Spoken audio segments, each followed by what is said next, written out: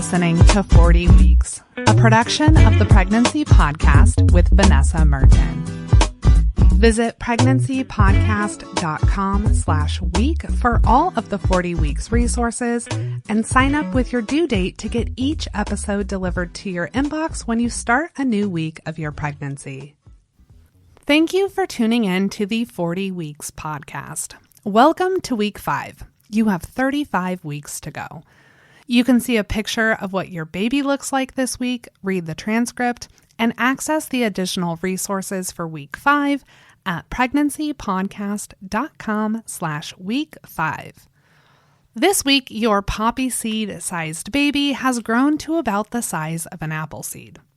While 9 months seems like a short time, everything from major organs to fingernails needs to develop from scratch, and there's a lot going on in your belly.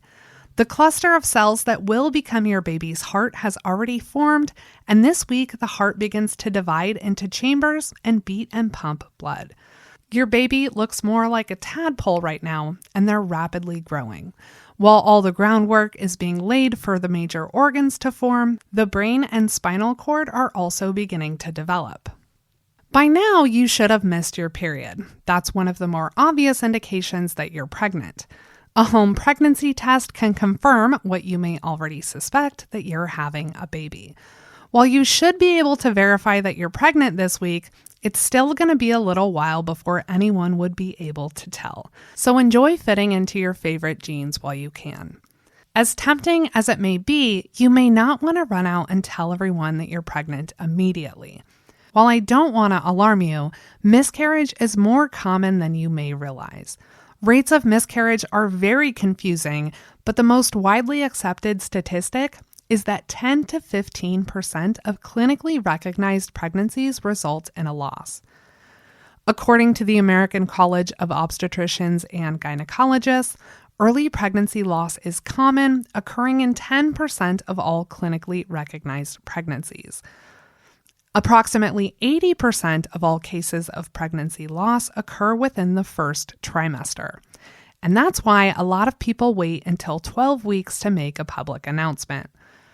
It's common to have some anxiety about the possibility of miscarrying.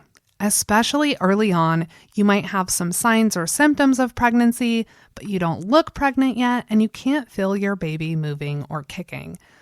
When you do start spreading the news, you don't necessarily have to tell everyone at once. Maybe you let a few friends in on it and then break it to everyone else at the 12-week mark. Maybe you even wait longer to share the news at work. Bottom line, announce your pregnancy when you're comfortable.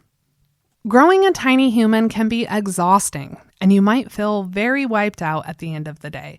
Fatigue is so prevalent during pregnancy, especially in the first and third trimesters. This is primarily due to increased levels of progesterone. In addition, your body's increasing blood volume, your blood pressure's lower, you're increasing your metabolism, and you lower your blood sugar. Your body's going through a lot of changes, and all of those take energy. If you're tired, the best thing you can do is rest, take a nap, or go to bed earlier than usual. It's a good idea to look at your health insurance so that you can minimize costs and ensure that you're covered. You also may be eligible for tax-advantaged accounts to pay for qualified medical expenses.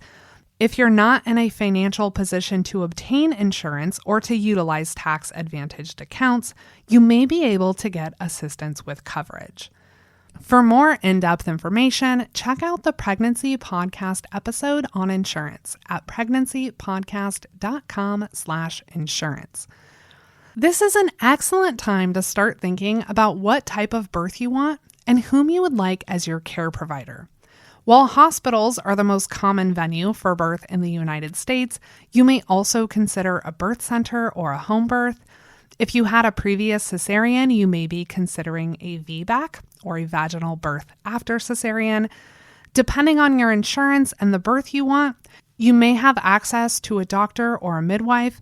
The more you learn, the more options you have.